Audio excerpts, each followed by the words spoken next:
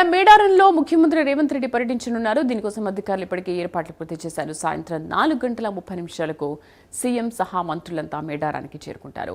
ఆదివాసీల సంస్కృతి సంప్రదాయాలు ఉట్టిపడేలా అధికారులు స్వాగత కార్యక్రమాలు ఏర్పాటు చేశారు. మేడారంలోని హరితాలో సీఎం అధ్యక్షతన భేటీ కానున్నారు. ఈ భేటీలో మున్సిపాలిటీ కార్పొరేషన్ ఎన్నికల నిర్వహణపై చర్చించనున్నారు. మేడారం శాశ్వత నిర్మాణం, పలు అభివృద్ధి అంశాలపై చర్చిస్తారు. సాయంత్రం 5 గంటల నుంచి 6:30 గంటల వరకు సమావేశం జరగనుంది. కేబినెట్ భేటీపై రాష్ట్ర వ్యాప్తంగా చర్చ నడుస్తోంది. మరోవైపు జాతర ప్రారంభం కాకముందే మేడారానికి భారీగా భక్తులు పెరిగారు.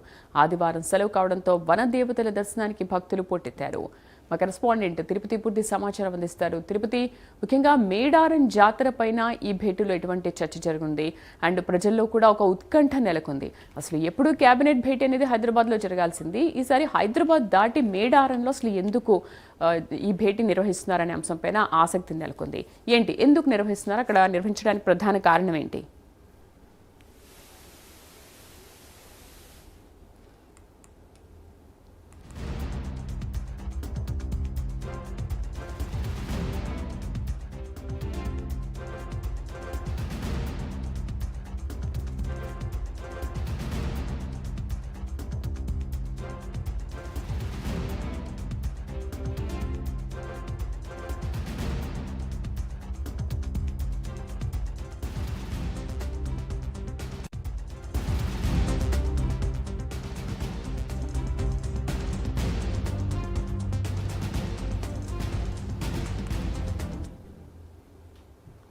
ఇవాళ మేడారంలో ముఖ్యమంత్రి రేవంత్ రెడ్డి పర్యటించనున్నారు. దీనికోసం అధికారులు ఇప్పటికే ఏర్పాట్లు పూర్తి చేశారు. సాయంత్రం 4:30 సీఎం రేవంత్ రెడ్డి సహా మంత్రులందరూ కూడా మేడారానికి చేరుకుని భేటీలో పాల్గొనున్నారు. మా కరెస్పాండెంట్ తిరుపతి లైవ్ లో అందిస్తారు. తిరుపతి,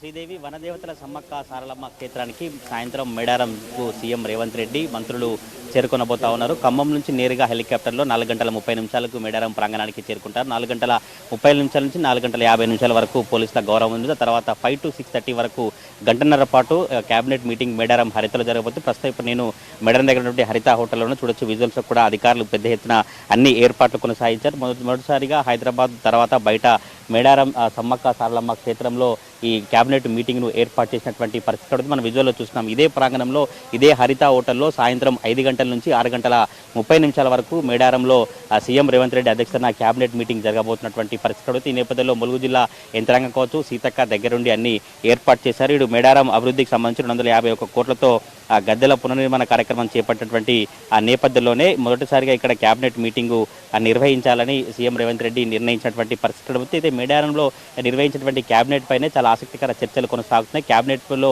ఎటువంటి అంశాలు చర్చకు వస్తాయి, కేబినెట్లో ఎటువంటి నిర్ణయాలను తీసుకోబోతున్నారు, ఎందుకని మేడారం క్షేత్రంలో సమ్మక్క సారలమ్మల వనదేవతల సన్నిధిలో కేబినెట్ను ఏర్పాటు చేయబోతున్నట్టు చర్చ అయితే కొనసాగుతున్నటువంటి పరిస్థితి. ప్రధానంగా మేడారం కేబినెట్లో అనేక అంశాలపై రేవంత్ రెడ్డి చర్చించినటువంటి పరిస్థితి. మేడారం అభివృద్ధి కావచ్చు, మాస్టర్ ప్లాన్, జాతర ఏర్పాట్లు, గిరిజనుల సంక్షేమం కోసం ప్రభుత్వం తీసుకోవాల్సిన నిర్ణయాలు, ఇటు ములుగు జిల్లాలో 14,000 ఎకరాలకు ఆయకట్టుకు సాగునీరు అందించే పొట్లాపూర్ ఎత్తిపోతల పథకంపై చర్చ జరుగుతుంది. ఇటు దేవాదుల ప్యాకేజీ పనులకు ఆమోదం కావచ్చు, జిల్లాల పునర్విభజనపై కమిషన్ ఏర్పాటుకు నిర్ణయం కావచ్చు, త్వరలో మున్సిపల్ జెడ్పీటీసీ ఎన్నికల సంబంధించినటువంటి ఆ నేపథ్యంలోనే వాటిపై చర్చ కొనసాగుతుంది. 28లో జరిగే కృష్ణా గోదావరి పుష్కరాల నిర్వహణకు ఏర్పాట్లు సంబంధించిన చర్చ కావచ్చు, యాసంగి రైతు భరోసా కింద పెట్టుబడుల సహాయం పంపిణీ అంశం, ఇంకా హ్యామ్ లోన్లపై కేబినెట్ చర్చించే అవకాశం అయితే కనబడుతుంది. 6:30 కేబినెట్ కొనసాగబోతుంది. కేబినెట్కు పోలీసులు కావచ్చు, ఇప్పటికే సీఎంఓ సంబంధించినటువంటి సెక్యూరిటీ అధికారులు ఇక్కడికి చేరుకొని హరిత మేడారం గద్దెల ప్రాంగణాన్ని పూర్తిగా వారి ఆధీనంలోకి తీసుకొని క్షుణ్ణంగా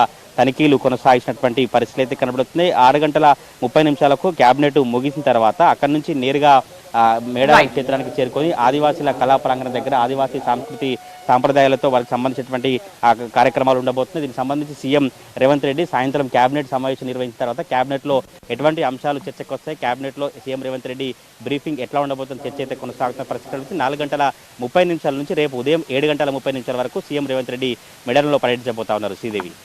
రైట్ తిరుపతి, థ్యాంక్ యూ.